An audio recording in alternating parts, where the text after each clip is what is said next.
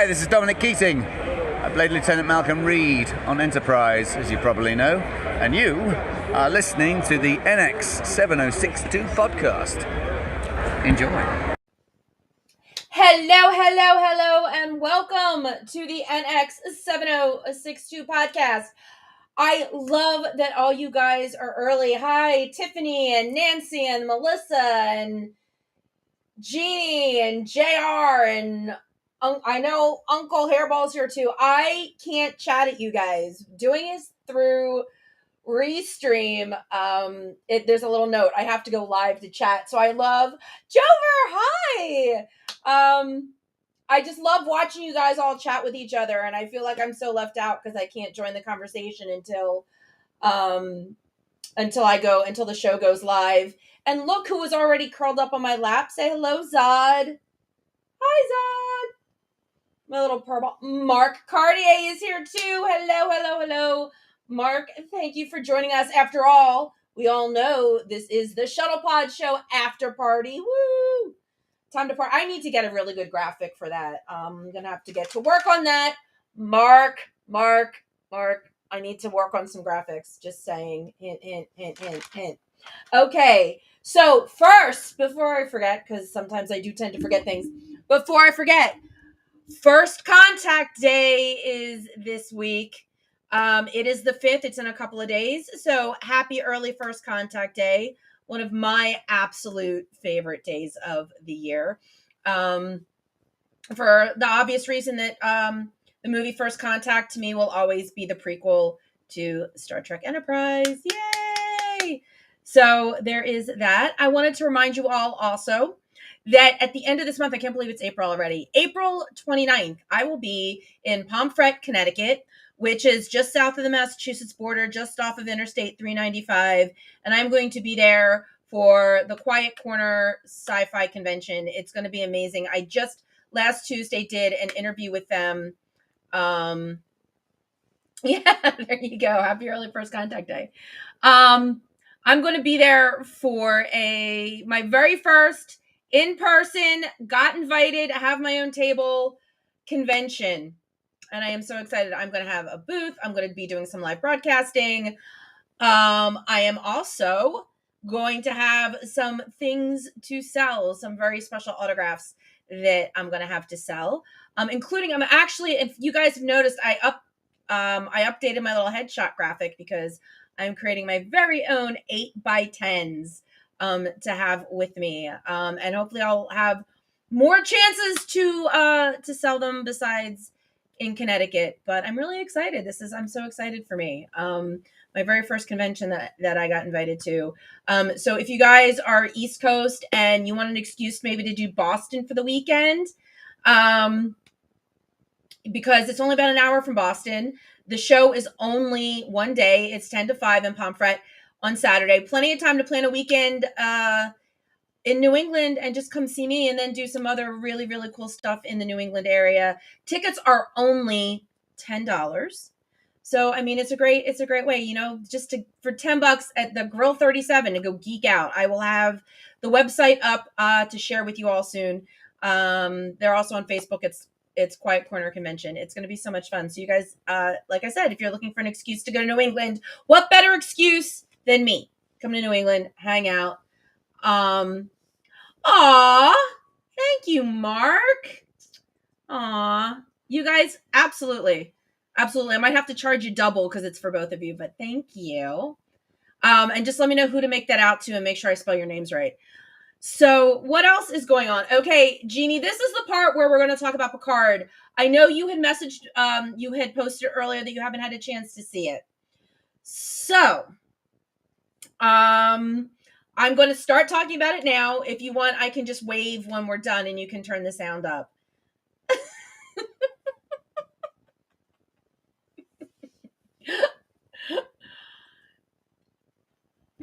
Yeah, nice, Mark. Real nice language there. It's a good thing that my show is marked not for children. God damn it. Or you can put your fingers in yours. I'll wave it. I'll wave when I'm done talking about Picard. Because we're just about to talk about Picard. Warning. Read alert. We're going to be talking about Picard. Okay. So Picard opens with Tuvok. I mean, how cool is that? Nobody was expecting that. I did get that spoiled for me yesterday, but that's my own damn fault. So I'm okay with it. But it was nice. It was nice. I love Tim Russ. I've met Tim Russ a couple times. I think Tim Russ is great. But we all know how I feel about hi, Erica. We all know how I feel about Voyager, but Tim Russ is amazing, and he is so super, super, super talented. And then they go through this whole thing, and then we find out, of course, he's a changeling because we want this crew to be very isolated and alone. That's basically, obviously, been the whole point of Picard leading up to this, is they're losing more and more ground. But what I want to know is, where the hell is everybody else? Where are the people that the changelings have taken over? I mean, like an invasion of the body snatchers, we all saw where the bodies went, and it wasn't good, where the bodies disappeared to. So I'm just wondering, like, if Starfleet is literally being taken over by the changelings, where the hell are all these people? Thanks, Nancy. Yes, hit the like button. Hi, Magic Lasso. I can't believe I have not talked to Lasso all day, not even to remind him to come to the show. So thank you, Lasso. Why, Chris Hunter, you little devil. Hey, how are you? Thank you so much. Jober. The quantum realm. You know what? That is as valid as an answer as any. Hey, Slack Twaddle! Quantum realm is absolutely a valid point as any. Let's see. The data story is getting really interesting. When they start talking about computer partitions, though, I start thinking about when I had a tech friend teach me how to partition my hard drive, because sometimes it's better to keep like, oh, thank you, Chris, you're so sweet. To keep, like the programs on one side of the partition and like your files on the other side of the partition. Thank you, Erica. I appreciate that. Yeah, red's always been one of my favorite colors. Which sucks when you like Star Trek, because then, you want to be a red shirt, and then, because I do like burgundy. I look good in burgundy as well, and I actually do have I have a burgundy Trek shirt. But if you want to go classic and you look good in red, then you're kind of, all you get are the jokes. Oh my God, Jober, I just watched that today. I literally just watched the trailer for that today on IMDb while I was researching the show. I went down a little bit of an IMDb rabbit hole. I cannot wait. I can't wait. Anybody out there besides Lasso and obviously Jober that's a Marvel head, go to IMDb and check out the trailer for Marvel Invasion, because Nick Fury is back. But listen, for Jeannie, who's probably still got her fingers in her ears. So the Data stuff, what I want to see is, I want to see Data take over the ship and just spank Vanek. I just want to see her get spanked by the ship. Hi, Mars. I just want to see Data take over the ship and have the Titan just smack her and her little changeling asses. That's what I'd love to see. Have Data do one of those yes that he did with the emotion chip in, what was that? That was the first one. What was that? That was Generations. Where he went, yeah. I want to see that. That's my wish. I want to see Data do something really cool and just go yes. Okay, so let's see. Oh yeah, and I was today days old when I realized that Vadic is being played by Amanda Plummer, who is the daughter of Christopher Plummer, who played General Chang in Star Trek VI: The Undiscovered Country. So let's see if Vadic starts quoting Shakespeare. But what I thought was interesting about Vadic's story, you can be Team Stark. Uncle Hairball, that's totally fine. What I thought was interesting about Vadic's story is that she did literally the same thing as Odo. I mean, Odo wasn't tortured by his solid handler or whatever, that doctor that he lived with, who was studying him. I mean, obviously it wasn't true, but Odo did the same thing. As imperfect as it was, he tried to copy. He copied the doctor that was, the first solid that he encountered.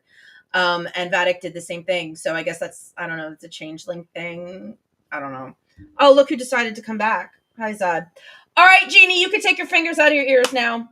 I think we're good with Picard. Let's see. Said 10:15. We got done at 10:10. So not too shabby. Oh, Mark. Yes, exactly. Exactly. Oh, well, that's actually, yes, please hit the like button. But this is actually, wait, where was it? There it is. We're Trekkers. Yep, exactly. Ain't no party like a Trekkie party. And Magic says meow to the general. Meow better be Neil. Neil before Zod. Okay, so that's Picard. So now if anybody hasn't watched The Mandalorian, yes, Mars, tapping is good. Tapping, pressing, caressing, whatever gets that like button to light up for you, I am fine with that. The Mandalorian, I thought was interesting as well, because obviously we knew it was going to... You have to smash it, bro. Mark, just smash. You do one really good smash, and that'll cover everybody. How's that? The Mandalorian. I mean, obviously, at some point this season, I think we all kind of saw them going, to retake Mandalore, to retake Mandalore. So, but this is interesting. The whole thing with Bo-Katan and that helmet and on again, off again. But that's interesting. She's walked both worlds, I guess, as now I can't remember what the phrase was when you've taken off your helmet. But I guess she can always just dive back in the pool, or she's special now because she saw the creature. I don't know. I just thought that was really interesting, that the leader was just like, yeah, you've had it on for 3 days? Might as well just take it off now, because you walk both worlds. It's like a day walking vampire. You walk in both worlds. And what the hell is up with, what's her name? Elia, that former Imperial person. How much you want to bet she had some sort of hand in the Grand Moff's escape? And by the way, for anybody that didn't see my Facebook post or didn't have time to press the video that I posted last night, that's funny, Uncle Hairball. When that X-Wing came across the shuttle that was supposed to have the Moff in it, and it didn't, the guy that he contacted to say, I found this shuttle floating in space, was Lieutenant Reed. Seriously, Lieutenant frickin' Reed. So, come on. If that's not worlds colliding, I don't know what is. Can't catch a break. 13 colonies destroyed by Silence. Mandalore destroyed. She just brings tragedy wherever she goes, I think, is just her lot in life. That's funny. I have to admit, I don't know if you're going to leave me, Jobar, but yeah, I never really watched Battlestar.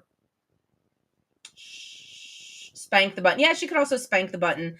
But if you're going to play, hey, Sean! Long time no see. Glad to have you.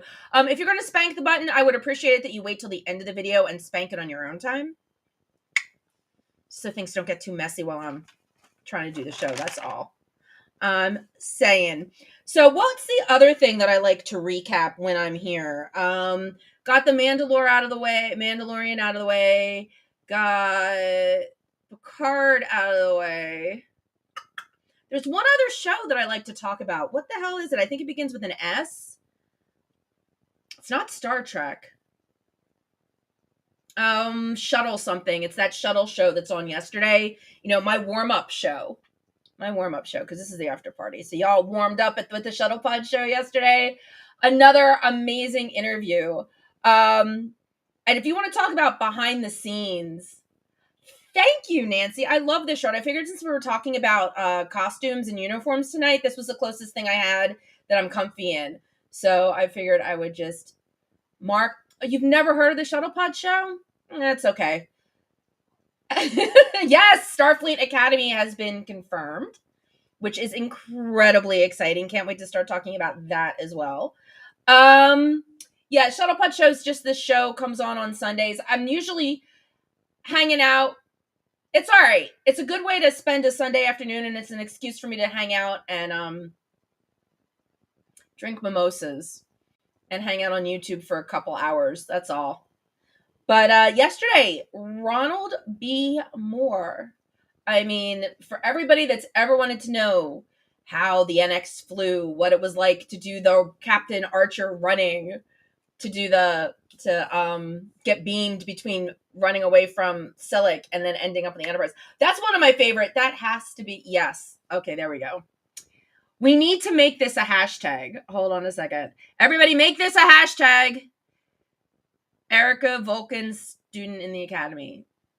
I think somebody, and I think Mark may or may not know somebody that can give this Erica person some Vulcan ears, because what we need to do is make her look the part. Stick her in a cat suit, put on some ears, throw out the hashtag. I think we'll be good. And why do I say cat suit? That's coming up later. Yes, we are. That is going to be a campaign, and we are going to figure out exactly how to do it. Yes, and speaking of hashtags, promises. Fu is a furry. Or a Mirror Universe costume. Yeah, maybe. So, yeah, exactly. Let's make this a hashtag. Start tweeting it, Facebooking it, copy and paste it. There you go. Copy and paste it. There you go. Save it. Start using it. I'll start using it. But yes, we want to see Eric. Erica would make a great Vulcan. I'm not going to. And the costuming. Hey, see, look. Great minds think alike, right, Jeannie? Erica would make a great Vulcan. And that way she doesn't have to spend hours in face paint. Because I think she would also make a really great Orion. But Vulcan ears and some eyebrows are a lot easier than getting painted green every day. Oh my God, Mirror Universe, Starfleet Academy. That would be awesome. Especially if the keynote speaker at graduation was Empress Sato. Just saying. That would be awesome. Yes.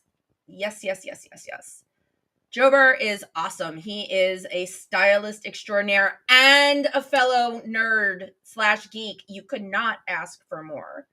So, yes, anyway, if you are a patron of the Shuttlepod Show, there is more talk of transporters for patrons of the Shuttlepod Show with Ronald B. Moore. So you have to go check out the Patreon page, become a patron of the Shuttlepod Show, and you get all these amazing extras. Becoming my patron, you get to pick topics. That's right, you get to pick topics for my show, like the one and only Mars did for tonight's show, which is why I came up with costumes. And so I decided we're going to take a quick run through everything from like TOS all the way up to Strange New Worlds. So it's kind of like bookending each other, because we all know that the costumes in Strange New Worlds were obviously inspired by TOS. So TOS, the basic colors, you had gold, blue, and red.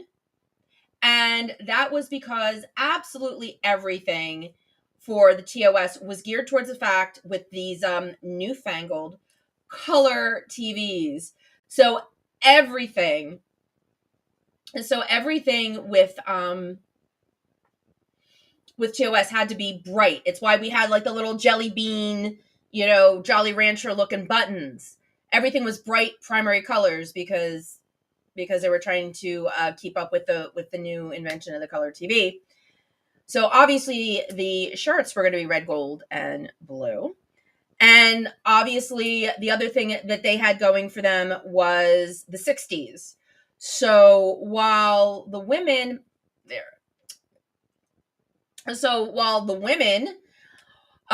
their uniforms, of course, were basically mini skirts, mini dresses. Yeah, absolutely, Erica. You would make a great Vulcan. As long as you can do the salute. I can't do the Vulcan salute. I can't. Neither hand. Yeah, well, you know what? He was the captain, so he got to... And sometimes he wasn't wearing anything. I mean, and sometimes he was naked from the waist up. I almost said from the waist down. That's Enterprise. From the waist up. The women, like I said, the uniforms, the Starfleet uniforms and women, of course, were in the style basically go-go boots and mini dresses. But then all of the alien women were dressed in sexy, very 60s. I mean, all of the alien costumes really had, really, I can wink, Erica. I can't do the thing. I can wink. I can't, the aliens were definitely, obviously, all of the rest of the fashions on the show for TOS were influenced by the era that they were in, and they were sexy, and the women's boobs were practically hanging out, and in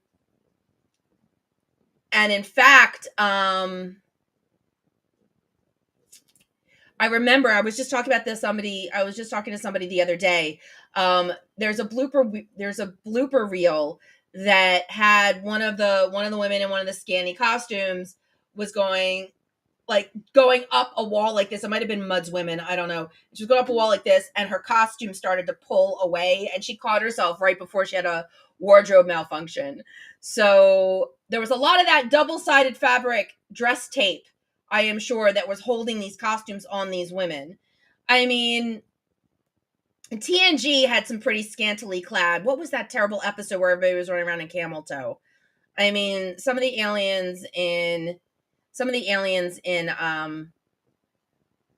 TNG actually were barely covered as well. And then, of course, there was that Riker loungy shirt that he was wearing that was literally nothing more than like a robe that was being held open, and then belted. And if you also notice in TNG, they flipped the colors around because the chest hair shirt. There you go. That's perfect. Yes, the chest hair shirt. Because Riker was the Kirk of TNG. So of course, whenever they could bare his chest, they just didn't. I guess they just didn't want to go ripping uniforms. Yes, there was camel toe. There was that one freaking costume. It was literally just like white straps and just briefs enough so that covered the thing so that they could air the show. Seriously.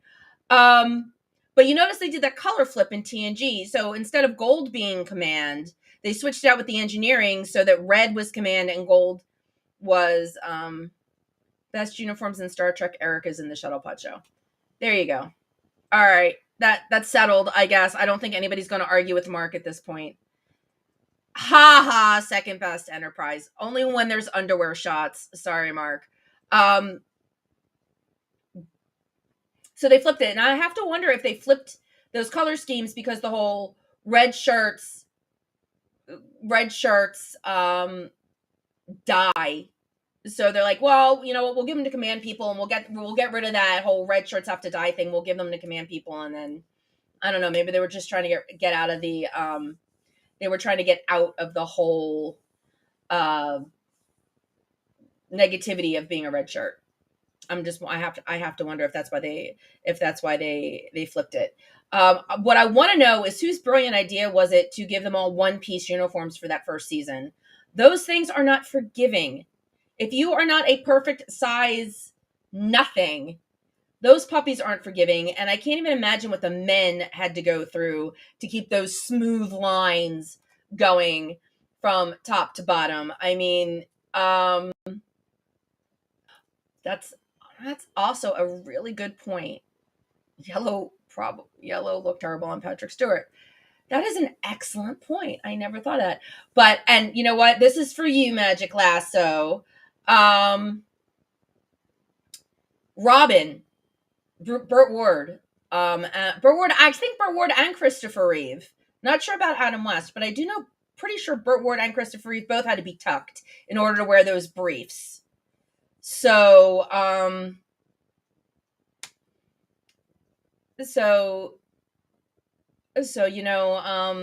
maybe that's one of the reasons I know the cast hated them. I know that's why it changed to pants and shirts for so many reasons.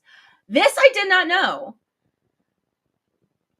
First 2 seasons gave Patrick back problems. That's interesting. Yes, exactly. Starfleet issued spandex. What's up with that?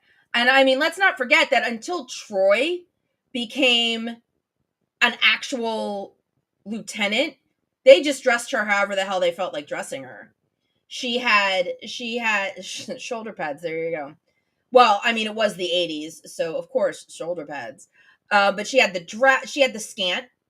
And let's not forget, men could wear scants too by the time TNG rolled around. That first, when they were separating the saucer section in Farpoint, we did see a man running around with, running down, or no, briskly walking down the corridor with a scant on. So, but Deanna was, until Deanna became a lieutenant commander, she wore whatever they decided to put her in, that pretty aqua dress and her lavender onesie.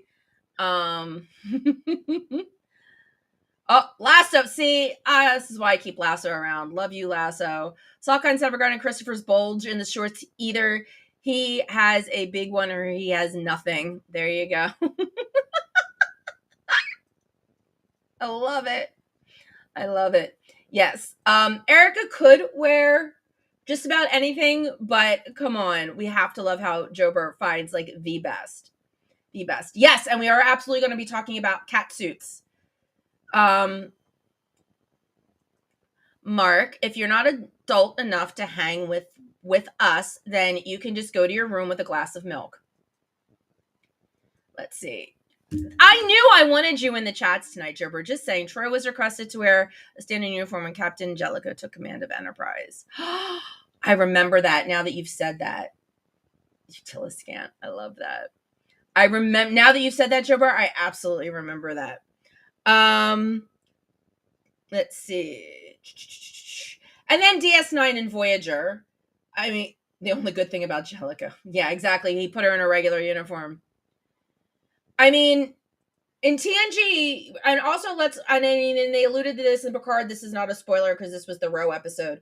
And if you don't know, Ro was in it by now.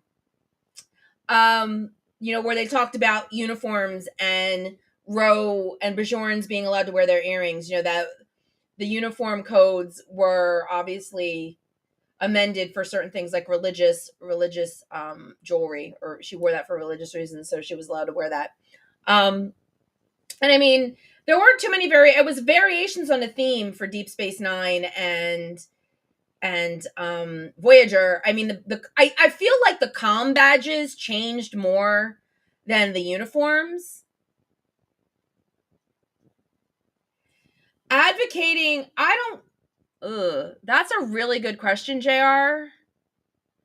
The thing about advocating for anything on Star Trek, if you know anything, it's why Beverly Crusher wasn't in season 2.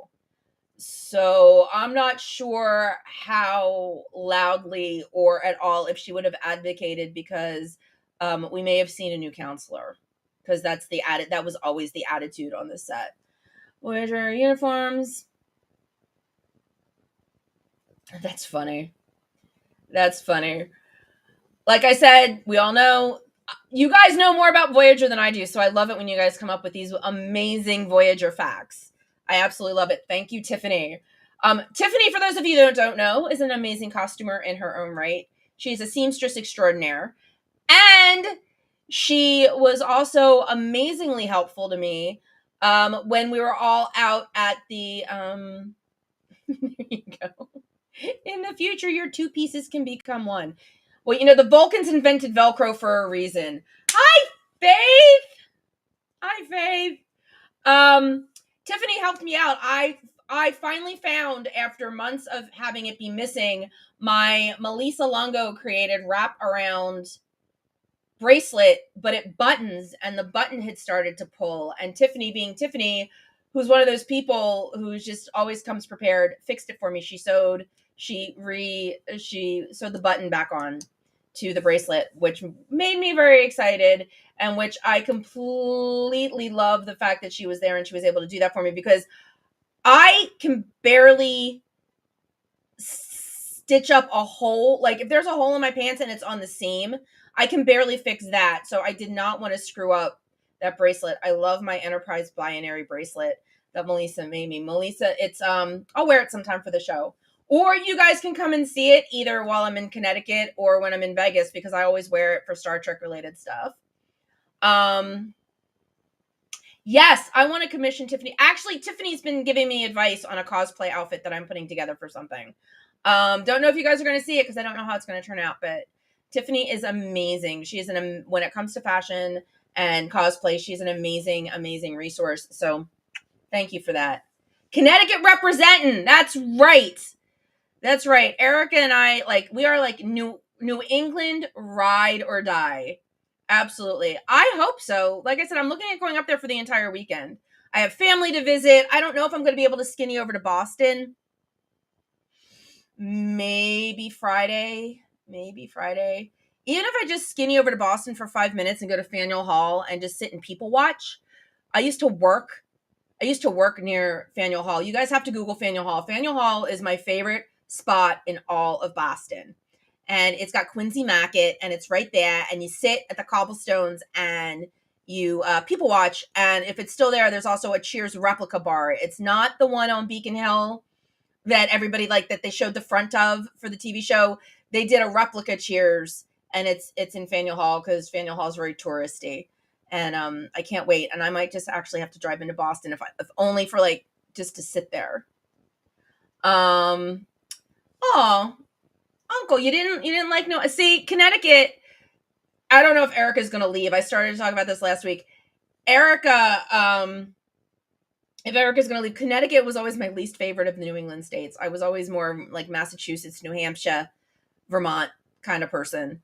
You know, Vermont, you got the maple syrup. New Hampshire's gorgeous. Massachusetts, where I lived, where all my family was. And then there was Connecticut. Rhode Island's adorable. Rhode Island's so cute, and it's adorable. Give the stream a thumbs up, and if you aren't subscribed yet, please subscribe.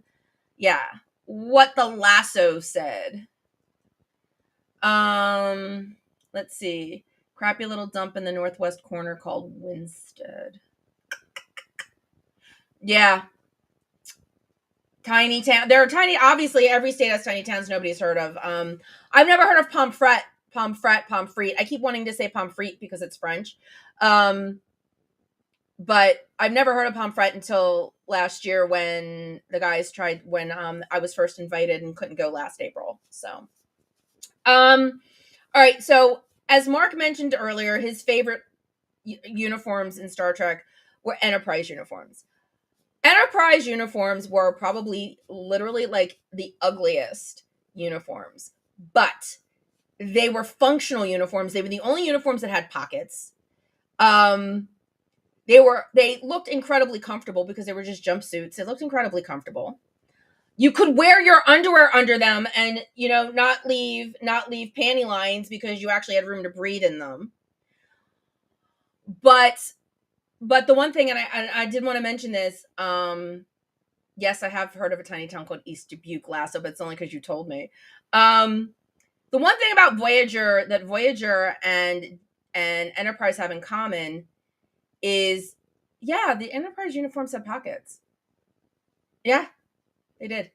Hi, Dave. Good to see you. But both Voyager and Enterprise had people on the ship that weren't Starfleet. You had 7 of 9. You had 7 of 9, and you had T'Pol. And they just decided, well, there are hot women. They're not in Starfleet, so let's dump them in cat suits. Which, yeah, okay. See, like I said, Jober, I knew I wanted you here tonight. Are the most military. This is true. Even though Starfleet is not that's also true. Starfleet is not a military organization. That's why they had the Makos. Pockets and zippers. And honestly, I met somebody a couple years ago when I was up for Trek. Mars says, are some of my faves. I didn't care for them when the show first on, but now I think they're aces. Well, the other thing that Mars has also said is that Mars said that if you were going to put her in a uniform, she'd rather wear a tunic like Dr. Phlox. Again, not Starfleet. So he gets to basically wear whatever he wants. So he wears something very denobulan.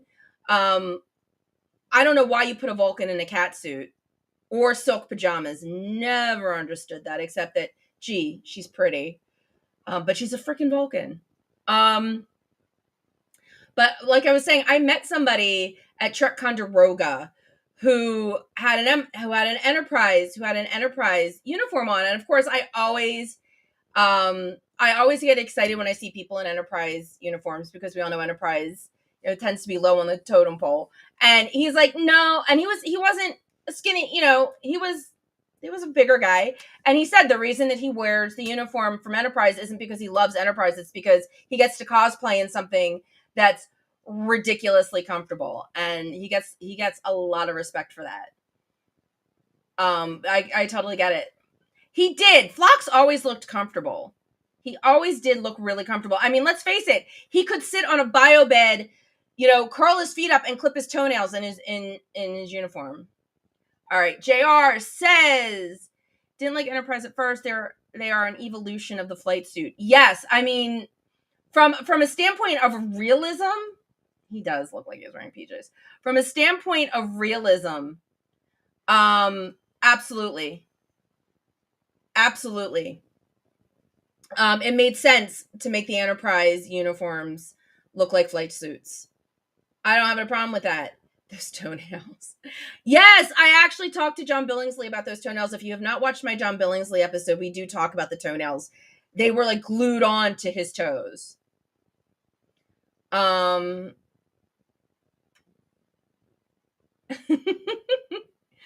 has done her research.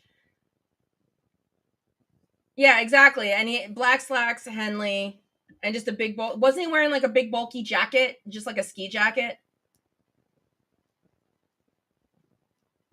Yeah, you're right. That same shade of blue. Yeah, you know what it's interesting is that when I was researching, because a lot of people were talking about how with Discovery, the original timeline that Discovery, when they first premiered, was so close to TOS.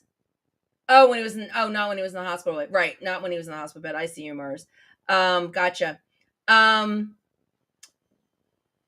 That why wasn't the Discovery crew press on toenails? Why wasn't the Discovery crew wearing the gold, red, and blue that TOS was? Because it was only 10 years apart. And doing some research, what was really interesting is somebody had said that uniforms change based on advancing technology and stylistic. Wait, what? See, sometimes I can't even read my own goddamn handwriting. Stylistic whims of ranking officers and current politicians, and it's reflective of military. But again, Starfleet isn't military. But I guess it's just reflecting the uniform changes are just reflecting the whims of, incoming and outgoing high-ranking officials that are like, I don't like that.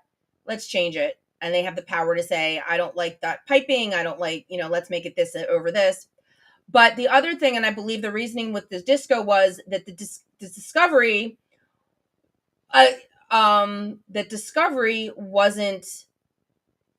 It was a science vessel. It was an exploration vessel. So the uniforms were different based on the role of the ship within Starfleet. Enterprise, let's see, Jober. Enterprise also had different uniforms for away missions. If they went to a desert planet, they wore tan uniforms, something you never saw. This is very true. Yeah, and then they blended into the desert, and then you couldn't find them, and then Trip almost dies of heat exhaustion. Disco is an evolution of Enterprise? Maybe. I don't know. Never thought of it that way. Yeah, the lacrosse episode. That was Desert Crossing. Yeah, that was Desert Crossing, the desert uniform. Desert when they ate the essence of the bull. I really do like that episode. But yeah, that Connor's, I saw, somebody sent me a link. It was a couple years ago. Somebody sent me a link. Connor's screen-worn Desert Crossing uniform was actually auctioned off for a lot of money a few years back. So let's see. Mars agrees. Disco blue is an evolution of Enterprise blue. Who does research? We're just having a conversation. Mark said something. Where'd Mark go? See, you guys are talking so much. I'm like losing people's comments, which is great. There it is. That's what I was looking for. Hats. Hats. Yes. Love the hats. I've got 2 of them. You can also, I believe, purchase them from, I don't know, that Shuttlepod Show website. I don't know. Are they still up? Didn't they take their shirts? Yes, they did take their shirts off. And yes, you're right. The music was plotting. It was just on. Which is why I can answer that question. Desert Crossing was just on not too long ago. But Essence of the Bull is still my absolute favorite line, I think, in that whole thing. Because the look on Trip and Archer's faces. Trek isn't military, but it's the same hierarchical structure. This is very true. So the same rules would apply. Also, there you go. Why not? And yes, the hats, the NX01 hats are still available at the store at the Shuttlepod Show. I also have a store. I don't have hats on the store because it was too much of a pain in the ass to get hats at my store. Just because Teespring was making it really a pain in the ass. But if anybody would like to check out the other merch at my store, look, it's a QR code. All you have to do is scan the QR code and you can head right over to my Teespring store and get not a hat, but a shirt, a tank top, a sweat jacket, a bag. You know, some places like New Jersey shopping, you know, you don't get a bag when you shop anymore. You need to bring your own perfect canvas shopping bag. All you got to do is head over to my Teespring store. Since we're talking about accessories. Mars, say what you will, but at least Enterprise sexualized the men almost as much as the women, to the point that random people who walk in on an episode at the bar, they'll be freaked out. Yes, absolutely. A very, very, very, very excellent point. It was relatively equal opportunity sexualizing because you did get, you know, men running around in their blue underwear. And I could probably name just about every episode that Connor was in that he ran around in his blue underwear. Anthony Montgomery only did it once because he really had a problem with it. And he said only if it fit in with the story. He was very much like, do not put me in my blue underwear. But I think I mentioned this before, a couple years ago in Vegas, he was actually selling his screen-worn, I don't know if he had the bottoms, but he had the tank top. Anthony Montgomery's screen-worn underwear tank top. He was selling. He was celebrating it. Let's see. Watching Star Trek at the bar was one of the favorite parts of Shuttlepod Show Live. Yeah, I think that really was one of my favorite parts too. Just hanging out in a bar and watching Broken Bow. Let's see. Jober says, how could you not? Scott, Connor, Dom. It was a good-looking crew. This is very true. I mean, and it does definitely go back to Kirk. Shuttlepod Show does weekly trivia. And what was it? It's Tuesdays. It wasn't this Tuesday. I think, was it last Tuesday or the Tuesday before? The question was, how many times did Kirk go shirtless in TOS? And if I remember correctly, the answer, shirtless, not like a muck time where he just was ripped. Shirtless was 13. Show was only on for 3 seasons and he was shirtless in it 13 tries. All right, Mark. Mark's got a new show, Star Trek at the Bar. Yeah, exactly. And you know what? The Fox and Hounds would love to have us back. So there you go. Love to have us back. So we've even got a location. The most uncomfortable uniforms has to be the Cardassians and the Andorians. Definitely Cardassians. Agreed. I don't know. You know what? Somebody get me Jeff Combs and we can ask him that question. No, I'm pretty sure it was 13. Bar Trek. There you go. Pretty sure it was 13. I know who would know that answer, but she's not here. But you can also go to the Shuttlepod Show's Instagram or Facebook page and look up the answer. Maybe Andorian leather thongs. Bar Trek. Let's see. Jober. Welcome to the Fox and Hounds, but not the Fox and the Hounds. Ha ha ha ha ha. Yeah, I get it. I get it. Nobody knew what the hell to call the place. We were all wondering which was plural, what was the, what wasn't. Yep, I hear you. I see you, Jover. But yeah, maybe next year. What did you, seriously, Mark, what did you expect? It was a British pub. I mean, he spent all that time in over there probably having to learn all the different names of all the different pubs. So yeah. Exactly. Trust the Brit. Trust the only Brit here. Exactly. And yes, Zod's been in and out all night. He's the new video cat. He likes to pop in. He's very much a lap cat, so whenever my lap is available, he tends to want to be on it, regardless of whether or not it's convenient, because he's a cat. So who in the group has actually done a uniform or like a full cosplay with a uniform or a Trek costume? I know Tiffany, I'm sure. This is as close as I get. Seriously, this was actually... No, honestly, this wasn't. I have another one. I have like a yoga tank top that's red, that's also red, that I used when I kind of did my own... I kind of did my own version of an Andorian Star Trek officer. I just kind of... I don't do a lot of cosplay. It takes a lot for me to put something together. Slack Twaddle. We got... Tugging of the shirt, nicknamed the Picard maneuver. The reason he did that was that the shirt became uncomfortable after he sat in a chair. That makes perfect sense. Oh my God. That's awesome.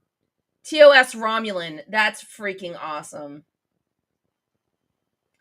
So is that... was it store-bought or did you create it, Jober? Was that kind of when you started getting into, in the style? Roy, you're late to the game. Of course, Enterprise counts. As I mentioned last week, Roy and I met because he cosplayed for an entire weekend in his Enterprise uniform. So I had to ask him Saturday night at karaoke what his name was, because I'd spent the entire 2 days calling him Enterprise. Lots of scrolling going on. My fingers are getting a workout here. Street sign in my other driveway. The building my bar is in has the number 10 over the door. Saw that on Picard. I was like, oh, that's awesome. That is so awesome. Robert Plant does an amazing Martok. I don't even have to go find whatever it is that he just said. Robert Plant goes full on Martok, and he looks freaking awesome. I met him in person a couple years ago at Rhode Island Comic-Con. Oh my God, Tiffany, that's amazing. That's absolutely amazing. You looked real. I saw that picture. You looked amazing. That's what I want to do. I have said if I was ever going to go full on, want to do that full on cosplay. If my belly ever gets flat enough, I want to do a Mirror Universe Enterprise uniform. That would be my next like official cosplay. Yes, Tiffany does incredible cosplay. Like I said earlier, Tiffany is incredibly talented. She's amazing. And like I said, I like to do my costumes. I usually like to do, if I do them, which like I said is really rare, I do like my own spin on Star Wars. I have a Dark Jedi that I wear incessantly. I actually dug it up this year. My friend, a really good friend of mine, has a Halloween party every year, and I hadn't had a chance to go for a couple of years. I finally had a chance to go this year, or this past October, and he said it was villains. He said it was Disney. I think he said it was like Disney villains, basically Disney villains. I'm like, well, then I can go as my Dark Jedi again, because technically Disney Jedi, it's a thing. So I actually dug out my double-bladed lightsaber and did my Dark Jedi thing.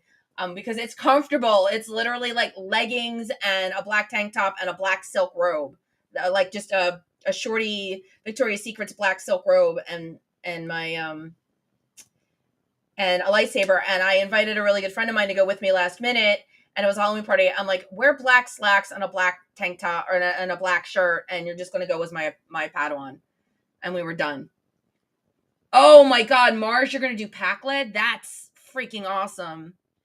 But let's see if I run out of steam before STLV. That I can't even imagine. That's gonna be freaking awesome. I hope you do get it done in time because I would love to see it at STLV. I think you would look absolutely amazing. I would love to see that at STLV. So, all right. So anybody else have some, Jober never answered my question. Like, when did you get into being a stylist? Well, have you always been interested? You're going to come on the show, by the way. I've decided, Jober, you have an invitation to come and do like the whole video thing live. We'll totally talk. Tendy. Oh my God. I know somebody that would absolutely love, who does Tendy. I actually know somebody that's done Tendy, and I'm sure they would love to see somebody else. You could do like dueling Tendies. It would be awesome. I used to have a Jedi, like the Obi-Wan colors, but it's scattered to the four winds at this point. Oh, that's a comfortable one too, because it's just a bunch of robes, unless it gets really heavy. But yeah, Tendy's great to do. I think Tendy would be fun to do. Like I said, I know somebody that did Tendy last year at STLV, one of the members of Lambda Quadrant, and they looked amazing. So I would love to see you do Tiffany as Tendy. That would be awesome. That would be awesome.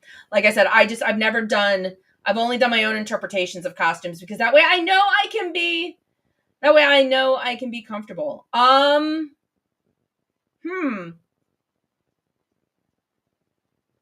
Does Naked Boimler with the black centered? You know what? Let's see. Wait, I would say yes. That would totally count as cosplay, and I think a lot of people would appreciate that. So yes, go for it. Absolutely. And send pictures. Klingon Bob Ross. That's hysterical. I love that idea. See, like I said, I love you do your own interpretations, and then people guess, and they have so much fun trying to figure out, what's really funny. And there's one guy, I think his name's Mike, and I've seen him in a couple conventions. He does Hawkman, but he does Hawkman with, and I always get these confused. The Arn Woon, between the Arn Woon and the Lirpa, the two weapons that they used in Amok Time. He comes with the one that's the staff that has the big battering ram on one end and the blade on the other. I never remember which one. So he's Hawkman, but he's carrying an Amok Time weapon. Him I love. I think that's great.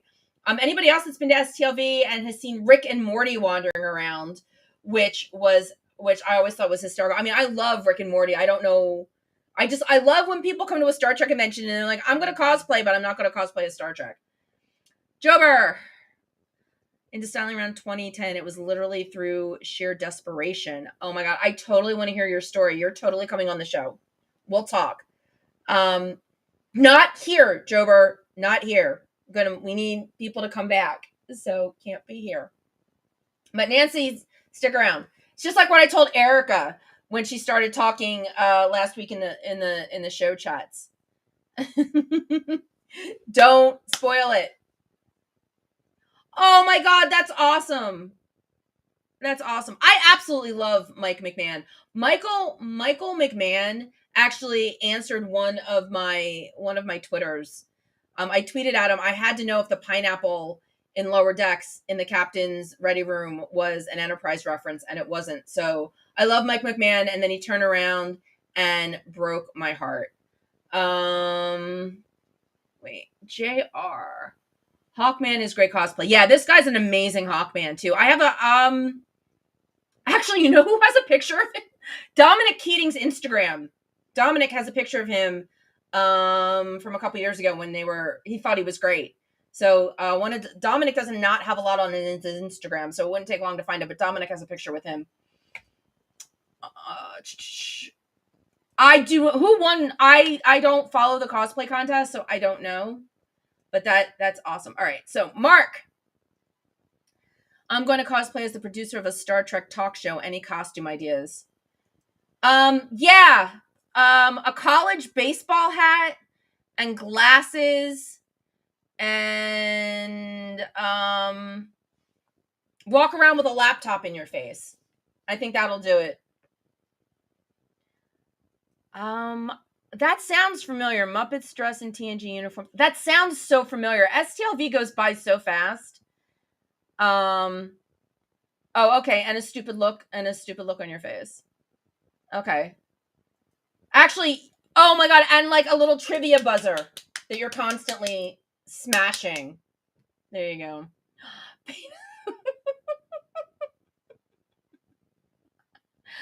Betazoid marriage. That I think the coolest thing to do would be have Jober come as Boimler with the black line, and then 2 other people who were going to a Betazoid wedding. I think that would be like the perfect trio. Oh, let Jober tell Mark how to dress. Wait a minute. A Salvation Army collector only collecting money for the show.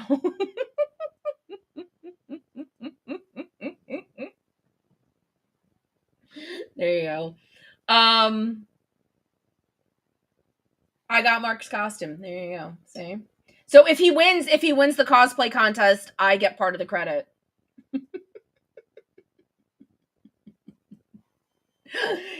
Roy, I am so glad you're here. I am so pour the show. Oh. See, look, I hit the wrong thing because you guys are talking, and I have no problems with that because I know you guys will forgive me.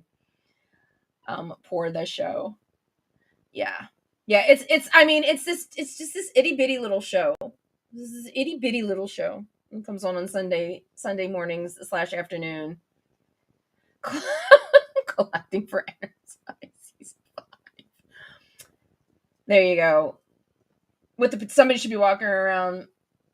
Yes, there is. From my understanding, once this Voyager thing is wrapped and done, they are going to be moving on to Enterprise. So that's the scuttlebutt / rumor. So hopefully that'll turn into hopefully that'll turn into something for us. Because that would be so much fun. I mean, honestly, if I don't get to be in the Enterprise documentary, I'm gonna cry. Mark's got a dream. Wait, let's see what Mark's dream is. To do Enterprise doc, but the Star Trek doc peeps are doing that. Yeah. Yeah. Oh, Mark, that doesn't mean that you can't be involved. You know I know people, right? Totally, Mark. I know people. I'll if the shuttle pod show let's all do this. When the shuttle pod show makes it to Vegas, don't think I won't introduce you to the right people. So I'll see about getting you a piece of that documentary. I just want my name in the credits somewhere. Dreams are only dreams if you wake up. Yeah, but Mark, in your case, that means you have to go to sleep first. So talk to me about when you go to sleep first. A dream is a wish that your heart makes. There you go. But yeah, you have to go to sleep first. There you go. Jober just always with the answers. Changelings replace those folks standing in your way.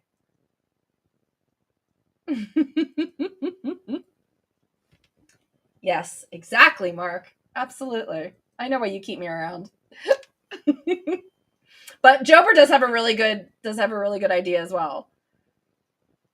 There we go. And see, between me and Jober, I'll get Jober the list and we'll take care of it for you. No worries. But Mark, that does mean that you actually have to make it to Vegas. I'm just saying. So that's your homework assignment. We're all gonna convene in Vegas and have the most amazing time because I love Vegas. Honestly, I do. And I guess this is the last year they're going to be at the Rio. Yes, I saw that. I mean, I didn't see your name. I didn't donate enough to get my name in the credits, but that's awesome. Yeah, they were very cool. They just sent out an Indiegogo email the other day so that everybody could make sure that their names were where it was supposed to be. Let's see. Mark says, when we're done having fun with the uniforms and costumes, we're launching something fun and new with the show. Which show? This show or your show? Oh, there we go. Just at STLV. I like that hashtag too. A lot. Okay, So speaking of getting to Vegas, I need to get to Vegas, obviously for so many reasons. And Shuttle Pod show, yeah, not my show. We're not doing anything new and exciting for me. That's going to be after. I'm going to there. May 15th is going to be my last show, and then I've got all summer to think of new cool things and redo more things than just my headshot. Let's see. Okay, Patreon. The show, Mark isn't going to spill anything. He's going to be a good boy tonight. No spillage tonight, Mark. Patreon will help get me to Vegas. You know what? I've been doing this for 3 seasons and I still don't know how to point. That is the QR code for my Patreon page. Become a patron. Support the show. I would love it if you did. I do this for you guys. I love you guys. And I do stuff at Vegas for you guys. I am planning on the same offer as usual. When I get to Vegas, anybody that is in the vendor's room is pseudo fair game. If you guys have questions for anybody, Lasso. Oh my God. I know, Lasso, it all seems so unfair. But I do ask questions. I make an offer. You guys go look at the STLV website, figure out who that you love is going to be in the vendor's room, and then I will take your questions to them. And if they have time, if they have a moment to sit down with me and answer your questions, that is how I open my season. My season opener is always tales from STLV, and hopefully that also includes interviews.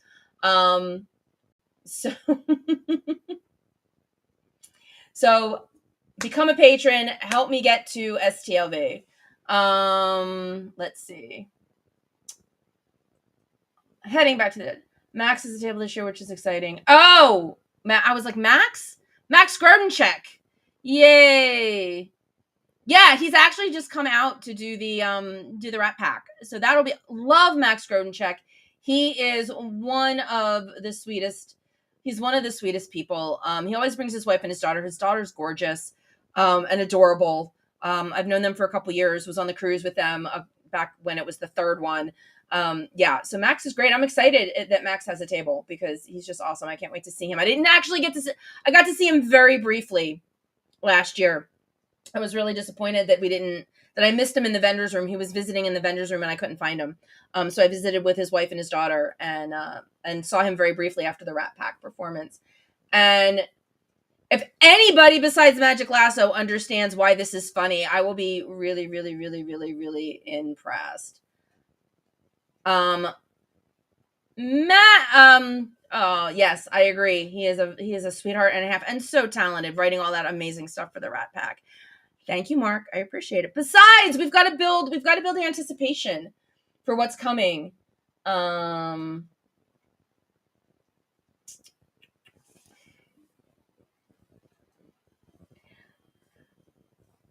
you asking me to send you a link so that you can get on the video now?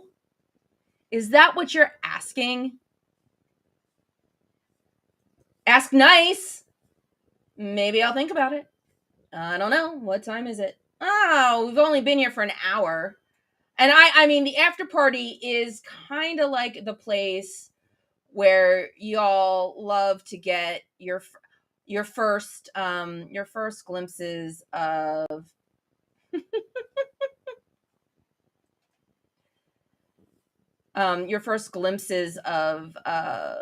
Shuttle Pod show information. So let's see. All right. Gotta be difficult. Hold on. Let me see if I can do a couple things at one time. Well, you all know I can, but you all just have to sit and like watch my resting research face while I try to multitask here. All right. See, that's the thing. It's dinner time. It's dinner time out in LA. Nope, that's not going to work. All right. So we got to do it this way. All right. If my computer crashes because I'm trying to do this, I'm just saying. But let's see. Let's just see if we can do this.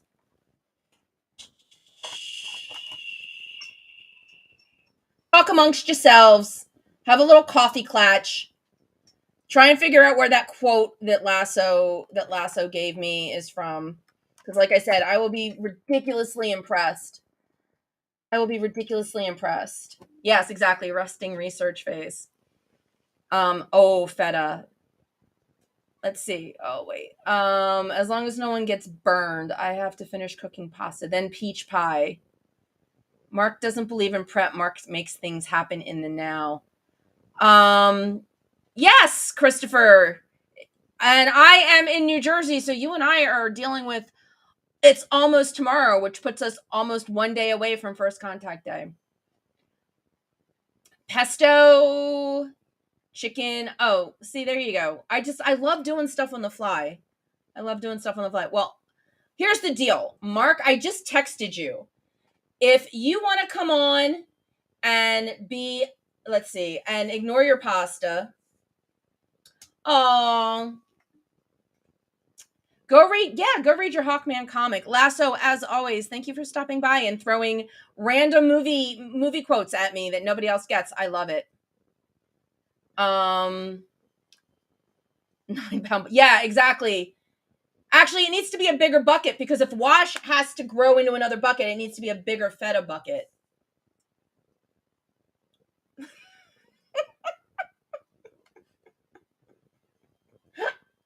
Oh my God, Joker, that is amazing.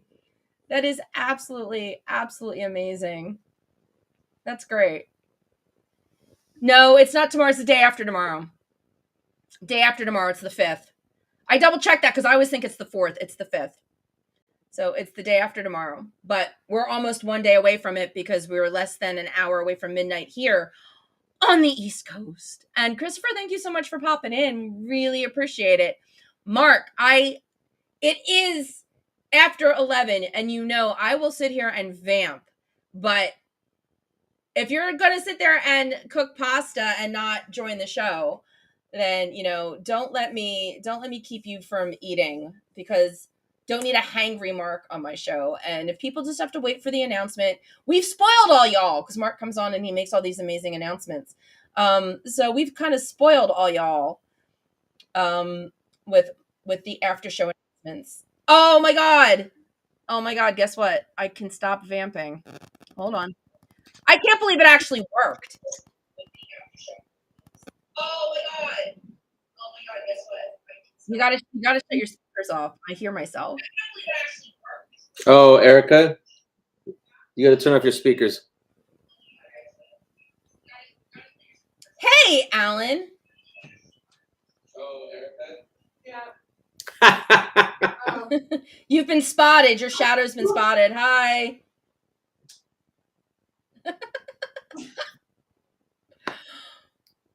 So, joining me now, my very surprised guest, Mark Cartier. Ta-da! Oh, are we on? Yeah. I don't see it. I'm very dumb. Hold on. That's all right, Alan. You're excused because you're here now, and that's what's important. So. That's all right, Alan. You're excused. We are going to shoot our first test episode of a new show. I think a lot of you have probably heard me talk about this before. We want to do an episode show. I don't know. I can't hear anything. You're good. Yeah. Sorry, I was in pasta mode. So this week we're going to shoot our very first test shooting for a new show that I think we're going to call the episodes. So we're going to shoot an episode, which is basically a Star Trek school. We've got a guy who started doing reviews of episodes, like film critic reviews of episodes. And Connor and Dominic and Erica and myself and a relevant guest for whatever episode we're watching are going to watch the episode. And then we're going to watch the review that we've already did that we just watched. And then we're going to talk about it. We're going to talk about the review. We're going to talk about the episode, its relevance to Star Trek and society and all that. and it's going to be kind of like a Star Trek school. You know, Connor and Dominic were in the show. I've seen every episode and movie, and Erica is kind of new to Star Trek. And we want to try to figure out how to involve fans of the show. And we need to figure out when to schedule it, when to stick it into our workflow, because, you know, do we do every other episode? Do we do blah, blah, blah? It's kind of fun. We're going to... It's an experiment at first, so we're going to make the first episode, I think, available exclusively to our Patreon or our Discord, and we would invite, I think everybody here, I believe, most everybody here is members of that, and then so that we can talk about it and sort it out, and kind of hammer out some of the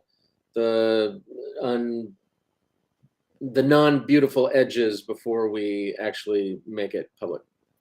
But the involving all of you part is where we need your help. I just need to correct something Mars said. You forgot something. It's XXX Canadian porn. It's not just Canadian porn. It is XXX Canadian porn. Just saying. Just had to throw that out there. She's quoting. One of the members of the Shuttlepod show used to get stuck watching either Star Trek or XXX Canadian porn. Name that Star Trek actor. Yeah. They actually, Paramount was obnoxious enough to steal the name that you had originally thought of for your show. Yes. We were going with the Academy until this last week. So now we're going with the original stupid name, episodes. So this will be our first episode. Why can't you call it Star Trek 101? It makes me laugh less. I don't know. Oh. Well, it's your show. I mean, name whatever you want. Name it Canadian XXX porn. I mean, people... XXX. That's really funny. Well, Christopher, you're going to have to just stick around, because are you guys going to do this in order? I don't know how you do this. I don't know how you do this, Steph, with all the trying to keep up with the chat while you're talking. I don't know how you do it. I don't know. Time and dedication. But Christopher wants to know, he wants to know if you do this, if you're going to do Ceasefire, but you're going to do all the episodes in order, right? No, so we did the math, and the Joe, who we have reviewing the show, he's doing one a week, and he started back in January, so we're already rolling on this. It'll take like 19 years for him to get through it at that pace. So, oh, gotcha. So what we're thinking is that we're going to start with the pilots for every series, and then we'll go back and start hitting all the most the fan favorite and the most relevant episodes from all the series. And we haven't figured out what order we're going to do it in or why. Well, you already got one request for Ceasefire, and as we always say, all requests for the Shuttlepod Show, please email the Shuttlepod Show at shuttlepodshow@gmail.com. Yeah. Ta-da! Thank you, Nancy. That was very kind of you. I'm just glad that I started slow. My first couple of shows didn't have this many people. So, you kind of get in a rhythm and you just kind of figure out how to jump back and forth. Yeah. Our first show had new people. Yeah, exactly. And yes, Christopher, that is correct. The correct answer was Dominic Keating, when he lived on the commune in Malibu, was forced to either watch Star Trek or XXX Canadian porn. I wonder what he chose. Probably depends on the kind of mood he was in. Oh, wait, he didn't have a choice. Remember? It was whatever was when he turned it on, because whatever that guy's name was in charge of the TV. That's funny. Yeah, he didn't have a choice, which, yeah. Alan says not starting with Shuttlepod 1. Mars is voting for the animated series. Oh, that's interesting, Mars. Star Trek School sounds great, because I've always wondered why people got into Star Trek if they weren't born into it. That's really fun. We could, if we announce the episode I mean, we can invite people to tell us what was the first episode you saw, and then we can make that you a guest on that episode when we get to it, or something like that. Oh, that would be fun. If I could remember what the first up. I don't remember. So what we're thinking is, because we all have to watch each episode, I'm thinking that we will like film it Mystery Science 3000 style. Yay! While we're watching the episode, and then we'll also so that'll take like an hour, and then we'll do an hour and a half on talking, an hour and a half on talking it, 40 minutes, however long it takes, on just talking about it, and see if it's interesting and whether or not we have to stick segments into it. Oh, everyone's saying hi because you want Okay, I'll to. say hi. Hi guys. He's in my light. That's Hi fine. guys. Nice to see you all. So I don't know if you guys think that sounds fun. I'm really nervous about it because I don't want to break something that feels like it's going well Well, by well- adding more stuff. But They actually, Mars wants the guys to actually talk. Yeah, we had to throw questions at them at the bar to get them to say anything. They really kind of just. yeah, that's actually something that we've talked about on our side. Like I was thinking about setting some kind of talking point, or setting up some kind of a drinking game in order to require engagement on their behalf. How to like get them into it, and like some of it they're not used to it. They did commentaries for the episodes and things like 20 years ago, but Right. they're not used to that right now. We have to figure out how to like warm them into what it is they're talking about, and why, like what's funny to talk about and what's not, and I don't want it to sound baked like like an episode commentary, because we can all get the commentaries for all the episodes of Enterprise now, but Right. you don't want it to sound baked like one of your pies. Oh God, I'm making a peach pie tonight. Love peach pie. I'm really excited. Oh, yum. Yeah, you haven't been baking. I haven't had time. Also, know. All the pies made me lose my youthful teenage boy frame. Oh, there you go. I love this. Christopher's introduction was music. Oh, that's awesome. amazing. Yeah, I mean, I talk about. I have all 8 CDs of Enterprise music. Wrath of Khan. The Wrath of Khan is so good. Star Trek VI: The Undiscovered Country is so good. You know what? Honestly, I've said this before. Regardless of what you think of the J.J. Abrams movies, their scores are Those incredible. are great, and Scores are I amazing. like them. I don't know anyone who just can't stand them. And Right. But that's what I'm saying. I mean, They're fun. respecting that some people don't like them, and that's fine. But if you listen to the music so fits. Yeah, they're good And movies. They are. I love Sabotage. That's one of the reasons Beyond is one of Beyond. I Like think rock and roll because you're East Coast like that. I am East Coast like that. But come on, seriously, one of my absolute favorite scenes in all of Star Trek. I have 2. When the Enterprise and the Columbia are sharing the warp field, and when in Star Trek Beyond, when they're fighting the swarm and they start blasting Sabotage and the swarm ships start blowing up. Between the music and the visuals, I just think that those are some of my favorite scenes. Dave Gregory doesn't think you need a youthful frame. Hey, as long as Erica loves me just the way I am, I'm happy. Jared, you know what I have on Spotify? I have a music. I have a soundtrack playlist on Spotify, just between Indiana Jones and Doctor Who and Star Wars and Star Trek. It's what I used to study to when I went back to school. I can't sit in silence, so I needed something, but I didn't want music with words because that gets distracting if you're trying to read and study. So I made a huge Spotify list of just soundtrack music. The Star Trek VI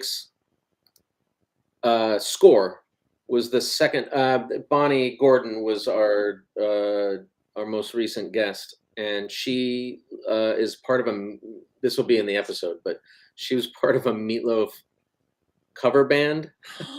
Love Meatloaf. Meatloaf Bat Out of Hell was the first album I ever had in my life. It was a cassette tape, Meatloaf Bat Out of Hell, and that was my very first album that I ever owned. My second was the Star Trek VI, The Undiscovered Country score. Bonnie Gordon is an incredibly talented human being. I cannot wait to see that. But here's a trivia question. If Meatloaf's Bat Out of Hell was the first album that you ever owned, who sang with him on Paradise by the Dashboard Light? Oh, I forget her name. That's a good trivia question. Because it was not the woman that was pictured with him on the cover. No, the woman who sang with him at concerts, I think, was different than the woman who recorded. Yeah, but the woman who recorded... Neither one of them were the one who was in the PR stills. The woman who sang with him was Ellen Foley. Yeah. She's an actress, and she was on the second season of Night Court. She played the public defender on Night Court for about a season. Oh, really? Mm-hmm. Which has Night Court has. I could do an entire episode about Night Court's tie-ins to Star Trek. I mean, the obvious being John Larroquette, but there's like a gazillion other tie-ins to Star Trek. But yeah, Ellen Foley. I didn't know that for the longest time. My sister was the big Night Court fan, and she's the one that turned me on to that. But then when Night Court was amazing, but then you sit down and you listen to it. Now that I know it's her, when I listen to Paradise by the Dashboard Light, I can hear it. I realize it's her. Like now that I know that, it sounds like her.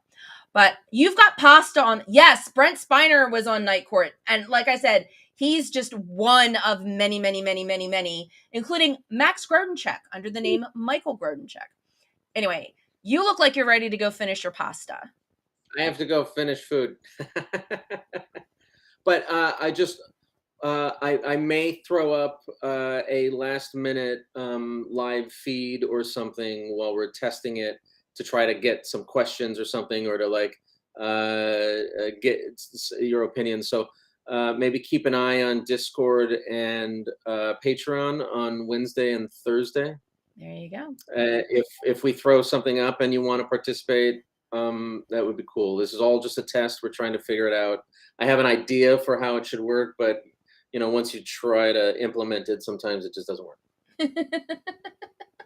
All right. Well, Mark, thank you for the surprise visit and for once again making announcements on my show. That's why I'm the official after party, people. Okay, bye. You guys are awesome. Bye. Thank you. Bye, Mark. Thanks. Bye, Erica. Bye. All right, guys. So look, you all got the announcement. So be on the lookout on their Patreon page and Discord. Keep your eyes peeled to make sure that you don't miss your chance to participate in the very first episode of Brought to You by the Shuttlepod Show. Jober, you and I so need to talk. Night Court is, like I said, my sister was a huge fan, but now I've gotten sucked into it, and I spent the entire weekend watching a marathon on a cable channel, literally the entire weekend. And I actually got a hug from Nana Visitor at the Shuttlepod Show live event because I told her, I'm like, I'm the one that asked that Night Court question when you were on the, bye Erica, when you were on the, when she was on the Shuttlepod Show.